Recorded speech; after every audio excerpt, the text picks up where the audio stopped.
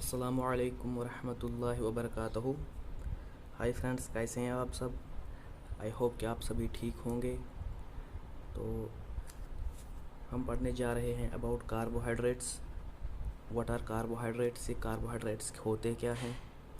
हम इनकी डेफिनेशन पढ़ेंगे, इनकी क्लासिफिकेशन पढ़ेंगे और क्लासिफिकेशन पढ़ेंगे what the basis classify they are. तो और जो इनकी क्लासिफिकेशन है उनको एक एक करके थोड़ा डिफ़ाइन करेंगे, एक एक करके उनके बारे में जानेंगे क्या होते हैं ये। पहली बात, अगर हम देखेंगे कार्बोहाइड्रेट्स की डेफिनेशन, कार्बोहाइड्रेट्स की मीनिंग, कार्बोहाइड्रेट्स होते क्या हैं? ये होते हैं कोई कंपाउंड्स, ठीक है ना। कार्बोहाइड्रेट्स आर मीन्स बाय, ये होते हैं कोई कंपाउंड्स जो कंपोज होते हैं। कोई कंपाउंड्स जो कंपोज्ड होते हैं कार्बन पे, कार्बन होते हैं, हाइड्रोजन एंड ऑक्सीजन। ये जो तीन कंपाउंड्स होते हैं ये एक स्टैंडर्ड कंपाउंड बनाते हैं जिसको हम बोलते हैं कार्बोहाइड्रेट्स, ठीक है ना। ये कार्बोहाइड्रेट्स जो होते हैं ये अबंडेंटली प्रेजेंट होते हैं इन नेचर में ये होते हैं अबंडेंटली प्रेजेंट, ठीक है। तो कार्बोहाइड्रेट्स की अगर हम डेफिनेशन देखेंगे कि डेफिनेशन क्या होती है कार्बोहाइड्रेट्स की, पहली बात तो हमने देखा है तो ये होते हैं compounds composed of carbon, hydrogen और ऑक्सीजन, ठीक है। और ये होते हैं पॉलीहाइड्रॉक्स,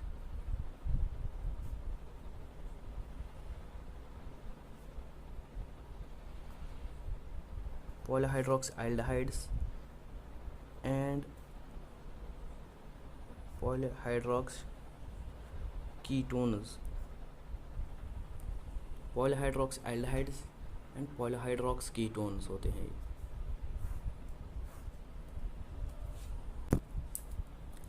अगर हम बात करेंगे फॉर्मेशन ऑफ कार्बोहाइड्रेट्स, से फॉर्म कैसे बनते हैं, प्रोड्यूस कैसे होते हैं, प्रोडक्शन या फॉर्मेशन, किसी भी कंपाउंड और किसी भी मॉलिक्यूल और किसी भी एलिमेंट को हम जब हाइड्रोलिसिस करते हैं कंपाउंड को, या जब हम हाइड्रोलिसिस करते हैं तो वहाँ से जो मॉलिक्यूल हमें मिलता है उसको हम बोलते हैं कार्बोहाइड्रेट्स। दैट मीन्स कि कार्बोहाइड्रेट्स फॉर्म होते हैं on hydrolysis, hydrolysis on them. जब किसी भी कंपाउंड की हाइड्रोलिसिस करते हैं तो वहाँ कार्बोहाइड्रेट्स बनते हैं, ठीक है ना। हाइड्रोलिसिस होता क्या है? हाइड्रोलिसिस होता है किसी भी कंपाउंड में ऐड करना वाटर ऐड करने से कोई भी बॉन्ड ब्रेक होना, उसको हम बोलते हैं हाइड्रोलिसिस। और वहाँ से जो कंपाउंड मिलता है वो कंपाउंड मिलने के बाद हम उसका नाम देते हैं कार्बोहाइड्रेट्स।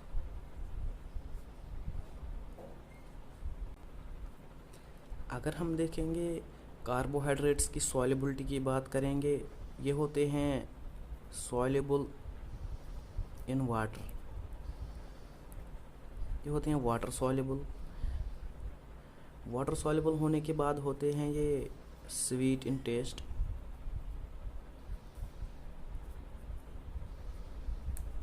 दैट इज़ वाई जो जब इनकी हाइड्रोलिसिस होते हैं सॉल्युबिलिटी की वजह से होती है, और हाइड्रोलिसिस होने के बाद ये बनती हैं compound, standard compounds called carbohydrates. अब आता है इनकी सेकंड हेडिंग्स जो पढ़ने वाले हैं, क्लासिफिकेशन।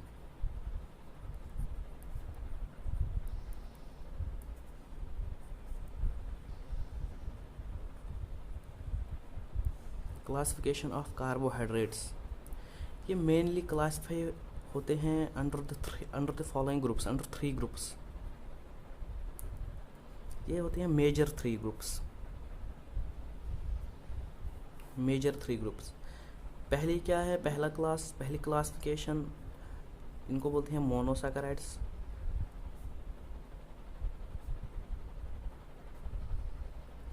सेकंड क्लास क्या है इनकी, ओलिगोसैकेराइड्स।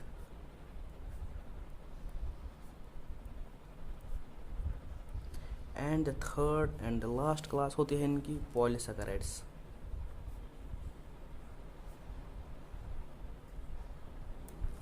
अगर हम देखेंगे सैकेराइड की मीनिंग होती है sugar,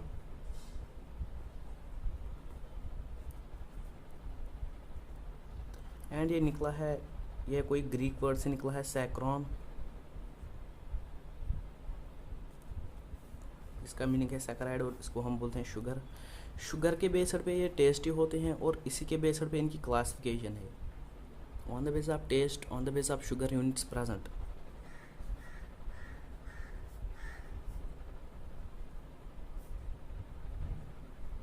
presence of sugar units होते हैं, इसके बेसिस पे क्लासीफाई होते हैं।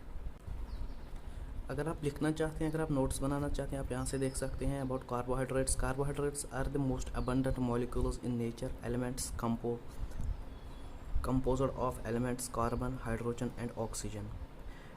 कार्बोहाइड्रेट्स की दूसरी, अब ये यहाँ से भी देख सकते हैं, मतलब कार्बोहाइड्रेट्स में be defined as the polyhydroxy aldehydes और कीटोन्स, और कंपाउंड्स वो कंपाउंड्स होते हैं which produce them on hydrolysis. अगर हम किसी कंपाउंड की हाइड्रोलिसिस करेंगे तो वहाँ फॉर्मेशन ऑफ कार्बोहाइड्रेट्स होगा। तो ये होते हैं मेनली सॉल्युबल इन वाटर और होते हैं स्वीट टू टेस्ट। क्लासिफिकेशन अगर हम कार्बोहाइड्रेट्स की देखेंगे, यार broadly classified into 3 major groups. अगर हम इनकी मेजर ग्रुप देखेंगे, ये होती है मोनोसैकेराइड्स, ओलिगोसैकेराइड्स और पॉलीसैकेराइड्स। ये सैकेराइड की मीनिंग है saccharon mean sugar, Greek word से निकला है। ये कैटेगराइज होते हैं under the based of number of sugar units present.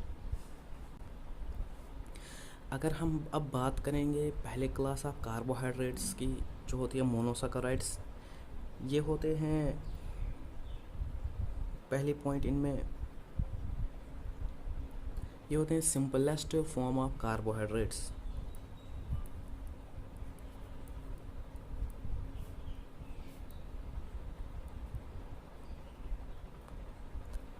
और इनको हम दूसरा नाम भी बोल सकते हैं सिंपल शुगर्स।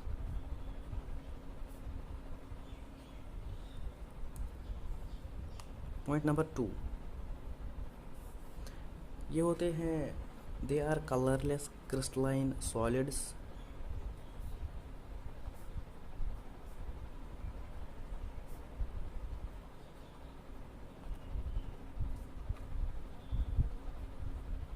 और होते हैं ये प्योरली सॉल्युबल इन वाटर,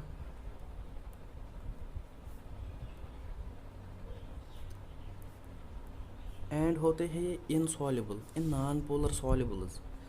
ये होते हैं insoluble in non polar सॉल्युबल्स।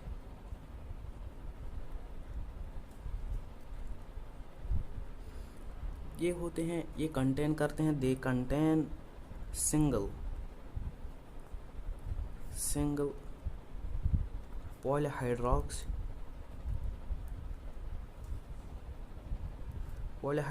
Aldehyde और ketone unit.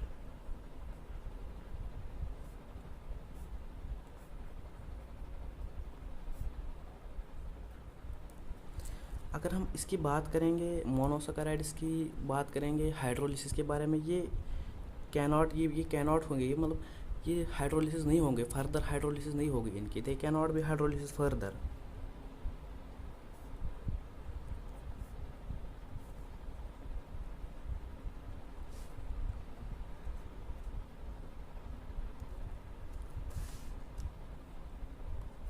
They cannot be further hydrolyse, इनकी फर्दर हाइड्रोलिसिस नहीं होंगे, बिकॉज यार ऑलरेडी होते हैं ये सिंपल शुगर्स और सिंपल फॉर्म ऑफ कार्बोहाइड्रेट्स की। अगर हम बात करेंगे depending upon the number of carbon atoms present,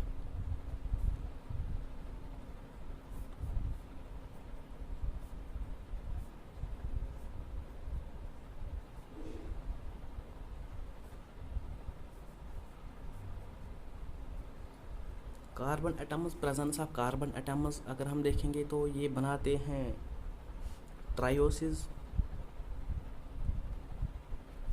टेट्रोसिस, पेंटोसिस, हेक्सोसिस and हेक्सोसिस and हेप्टोसिस।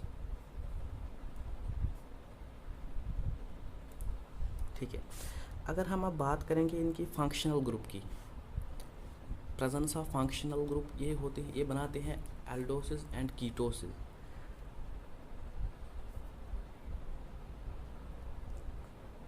Depending upon the presence of aldehyde or ketone functional group, aldehyde और ketone functional group, ये बनाते हैं एल्डोसिस और कीटोसिस।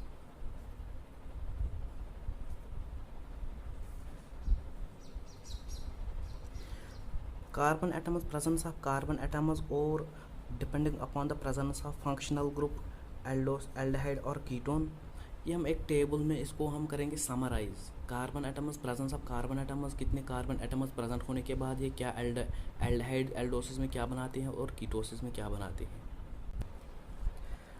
अब हम इन मोनोसैकेराइड्स को समराइज करेंगे इन द फॉलोइंग टेबल।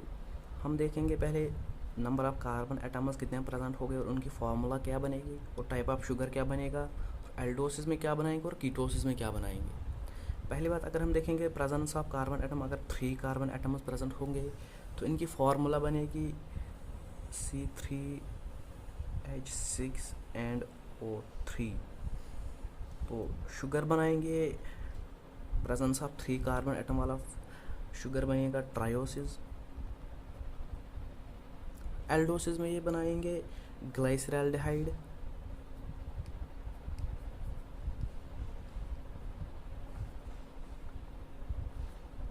और कीटोसिस में बनाएंगे dihydroxy acetone.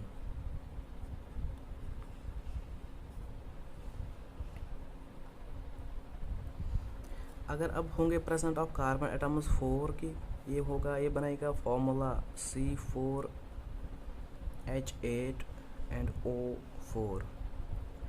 Type of sugar बनेगा टेट्रोसिस।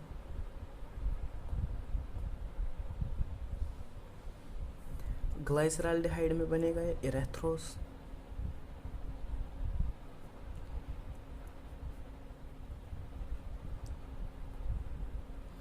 एंड कीटोसिस में ये बनाएंगे इरेथ्रोलोस।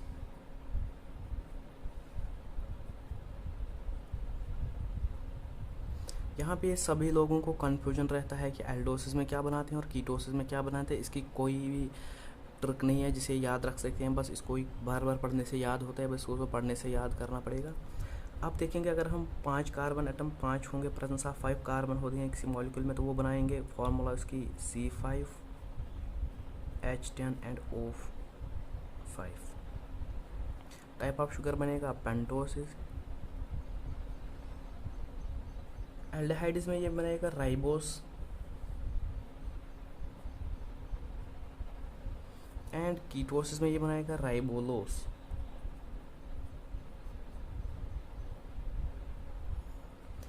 अब अगर हम बात करेंगे प्रेजेंस ऑफ 6 कार्बन एटम्स की, इनकी फार्मूला बनेगी C6H12 एंड O6।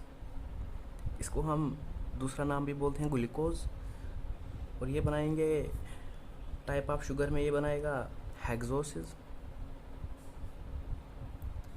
एल्डोसिस में अगर हम बात करेंगे इसका, ये बनाएगा ग्लूकोज। एंड कीटोसिस में ये बनाएगा फ्रक्टोज। अगर हम बात करेंगे इनके स्ट्रक्चर की, हम आगे जाके इनकी स्ट्रक्चर भी ड्रॉ करेंगे। तो नंबर ऑफ कार्बन एटम्स अगर हम देखेंगे, तो अगर हम 7 अब हुआ नंबर ऑफ कार्बन एटम्स, तो ये बनाएगा फार्मूला इनकी बनेगी C7H14 and O7। Type of sugar बनेगा इनका हेप्टोसिस। एल्डोसिस में ये क्या बनाएंगे, एल्डोसिस बनाएंगे ग्लाइकोहेप्टोस।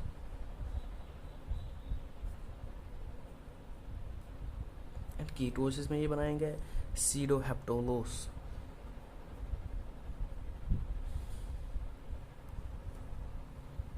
अब हमने ये देखा कि एक एक करके number of presence of carbon atoms 3 में ये क्या बनेगा, फॉर्मूला क्या बनेगी, और टाइप ऑफ शुगर क्या बनेगा, एल्डोसिस में क्या बनेगा और कीटोसिस में क्या बनेंगे।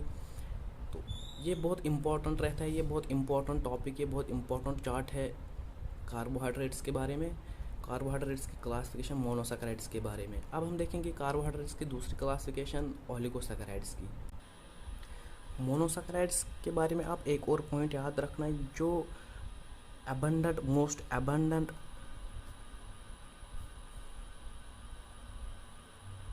मोनोसैकेराइड होते हैं नेचर में,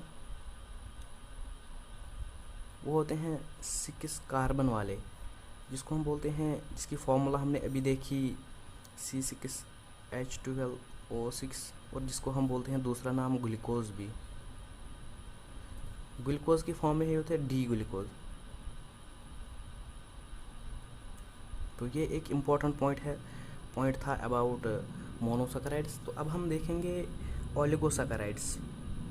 ओलिगोसैकेराइड्स जो होती है, जो ये दूसरी क्लासिफिकेशन है कार्बोहाइड्रेट्स की, ओलिगोसैकेराइड्स।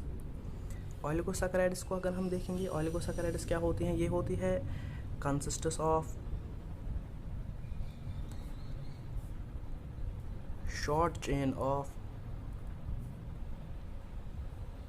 Monosaccharide units.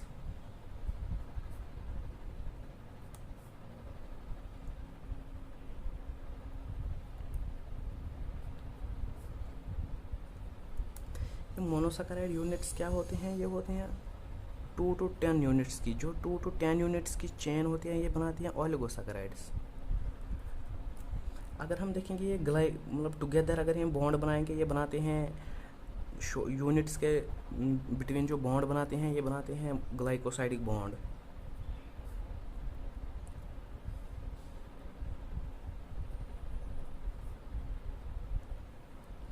अगर हम इनकी हाइड्रोलिसिस करेंगे, 2 to 10 molecules of simple sugars, ये होती है मोनोसैकेराइड्स की। मोनोसैकेराइड्स की होती है ये 2 to 10 molecules of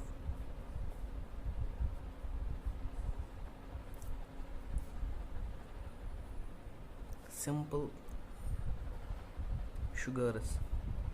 that means कि ओलिगोसैकेराइड्स को अगर हम देखें कि होते हैं 2 to 10 molecules of simple sugars, जो हाइड्रोलिसिस में after the hydrolysis on them जो मिलते हैं हमें, ये वो मिलती है हमें दूसरी क्लासिफिकेशन ऑफ कार्बोहाइड्रेट्स की, ओलिगोसैकेराइड्स की। अगर हम देखेंगे इनकी क्लासिफिकेशन, फर्दर क्लासिफिकेशन ओलिगोसैकेराइड्स की, ये फर्दर क्लासिफाई होते हैं अंडर द 2 हेडिंग्स। अगर हम देखेंगे ओलिगोसैकेराइड्स फर्दर डिवाइड हो सकते हैं, but it depends on the different units present in the different monosaccharide units present. ठीक है, different units based on number of monosaccharide units present, based on number of monosaccharide units present। एक और point है oligosaccharides के बारे में। Oligosaccharides अगर होंगे 3 मोनोसैकेराइड यूनिट्स, ये ह्यूमन एंजाइम डाइजेस्ट नहीं कर सकते हैं। देखो, ओलिगोसैकेराइड्स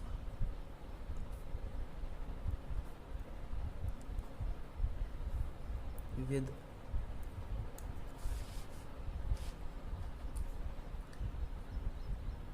मोर 3 monosaccharide units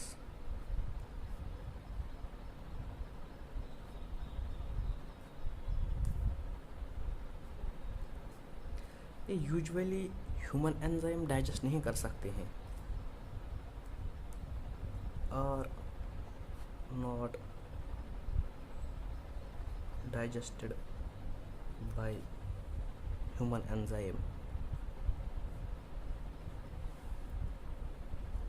तो ये हुई क्लासिफिकेशन ऑफ कार्बोहाइड्रेट्स की सेकंड क्लासिफिकेशन ओलिगोसैकेराइड की। अब अगर हम देखेंगे और कार्बोहाइड्रेट्स की classification third, that is polysaccharides. देखो पॉलीसैकेराइड्स जो होते हैं they are the polymers which consists of 100 and 1000 monosaccharide units. Polysaccharides क्या होते हैं? ये होते हैं 100 and 1000 मोनोसैकेराइड यूनिट्स प्रेजेंट। इनको हम बोलते हैं, they are also called as glycans और complex carbohydrates.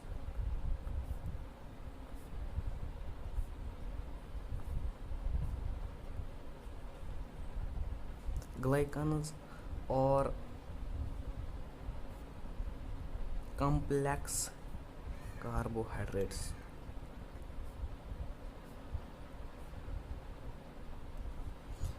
They are usually, ये होते हैं usually tasteless. They are usually tasteless, और इनको हम बोल सकते हैं non sugars.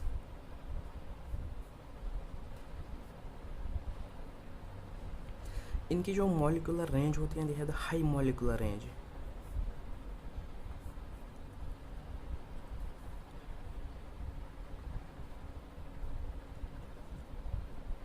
They have high molecular range and they does not show any property. इनकी कोई प्रॉपर्टी नहीं है विच मैच विद द एल्डिहाइड्स और ketones. It doesn't show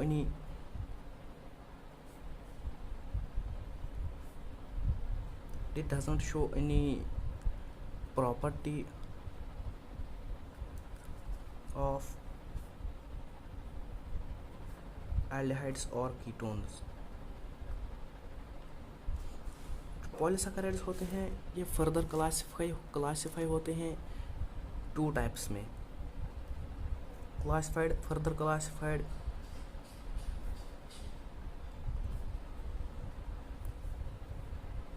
under 2 types.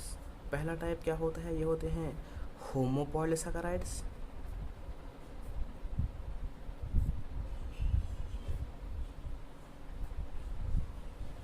और दूसरा होता है हेटेरोपॉलीसैकेराइड्स।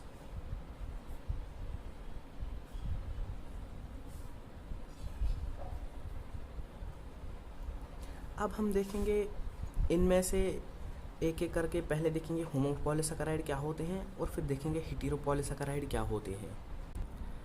अगर हम अब बात करेंगे होमोपॉलीसैकेराइड्स की, homopolysaccharide which is the type of polysaccharide and the polysaccharides which are the classification of carbohydrates, third classification of carbohydrates. Homopolysaccharides क्या होती हैं? These are made up of several units. These are made of several, one or some type of units. Same जो होंगे one or some type of monosaccharide units.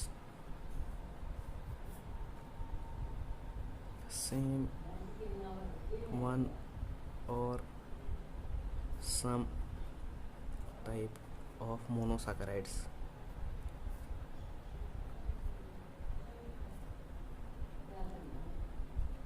अगर हम बात करेंगे common जो होमोपॉलीसैकेराइड हैं उनमें कौन कौन आता है? कॉमन होमोपॉलीसैकेराइड्स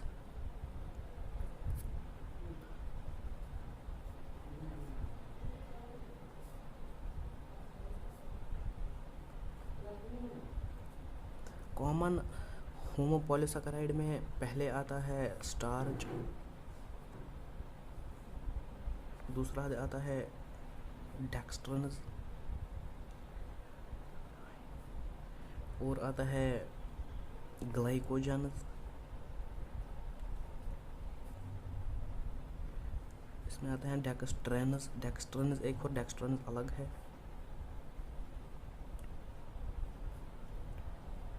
आप कंफ्यूज मत होना, डेक्स्ट्रंस एक अलग टाइप है और डेक्स्ट्रंस एक अलग है, और आता है इसमें सेल्यूलोस।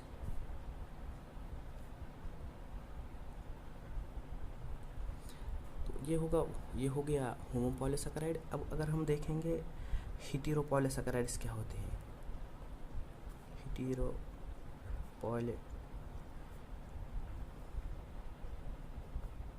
पॉलीसैकेराइड्स क्या होते हैं। हेटेरोपॉलीसैकेराइड्स में अगर हम देखेंगे, ये होते हैं हेटेरोपॉलीसैकेराइड्स, ये कंटेन होते हैं, ये कंटेन 2 और more different types of monosaccharide units. इसमें होते हैं 2 और डिफरेंट, देखो ये होते हैं, दी कंटेन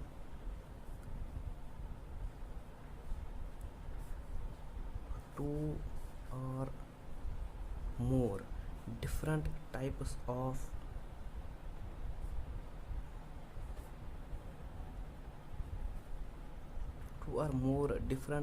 of monosaccharide units।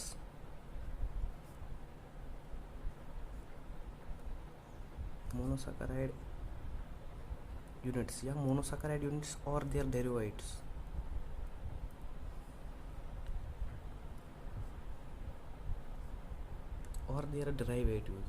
अगर हम देखेंगे अब कॉमन हेटेरोपॉलीसैकेराइड कौन कौन से हैं।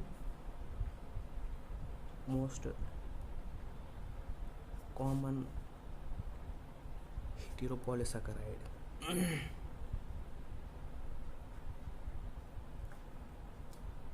इनमें पहले आता है हिपैरिन,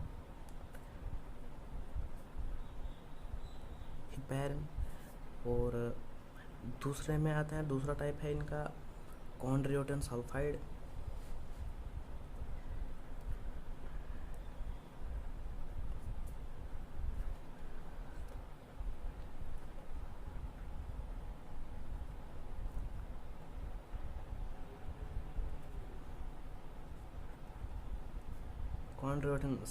और तीसरे में आता है hyaluronic acid.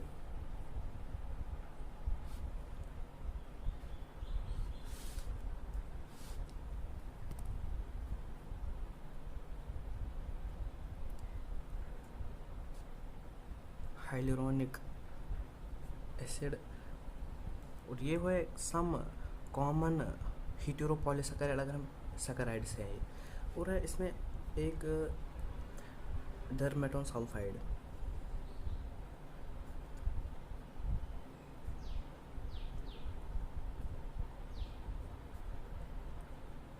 These are the most common heteropolysaccharides। अब रहा इन कार्बोहाइड्रेट्स में, हमने देखा कार्बोहाइड्रेट्स की डेफिनेशन देखी, कार्बोहाइड्रेट्स की इंट्रोडक्शन देखी, तो क्लासिफिकेशन देखी, क्लासिफिकेशन हमने एक एक करके इन डिटेल देखा। तो क्लासिफिकेशन बाद हमने अब देखना फंक्शंस ऑफ कार्बोहाइड्रेट्स क्या है। अब हम देखेंगे फंक्शंस क्या होती हैं carbohydrate.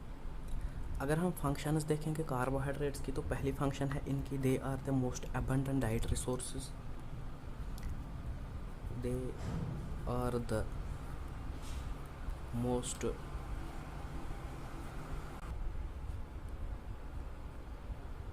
abundant dietary source of energy।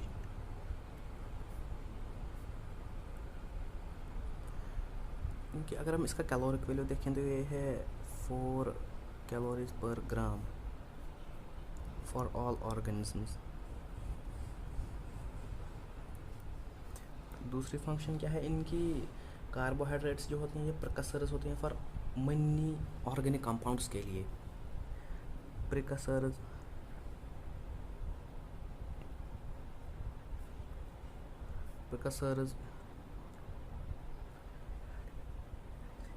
और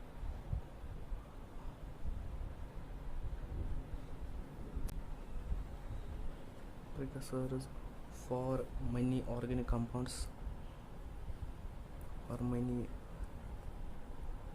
organic compounds like fats होते हैं, अमाइनो एसिड्स एक्स्ट्रा। तीसरे फंक्शन क्या है इनकी, कार्बोहाइड्रेट्स के ये होते हैं, ये हमें take part in the structural components, they form structural components of the cell membrane.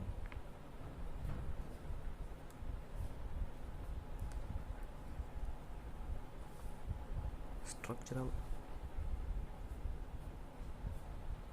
Components of cell membrane.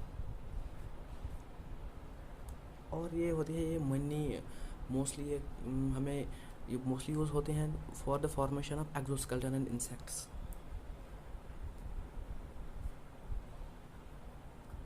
Exoskeleton in insects.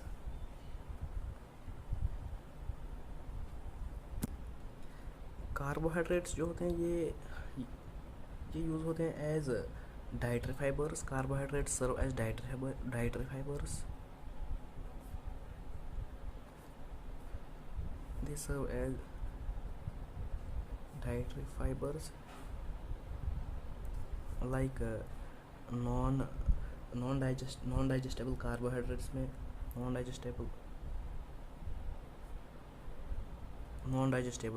Dietary fibres में ज़्यादा मतलब यूज़ होते हैं नॉन डाइजेस्टेबल कार्बोहाइड्रेट्स। कौन कौन से होते हैं? नॉन डाइजेस्टेबल कार्बोहाइड्रेट्स, इनमें आता है पहले गम आता है, सेल्यूलोज एंड पैक्टिन। ये यूज़ होते हैं एज डाइटरी फाइबर्स, ये सर्व होते हैं as dietary fibres. Dietary fibres serve होने के बाद ये होती हैं नॉन डाइजेस्टेबल भी। और एक फंक्शन है कार्बोहाइड्रेट्स की, जो ग्लूकोज है, जो होते हैं ग्लूकोज, ये होते हैं precursor. Glucose is the precursor for the synthesis of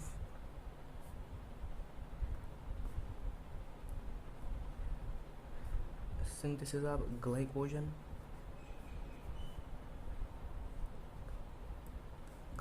है, राइबोस है, डीऑक्सीराइबोस है,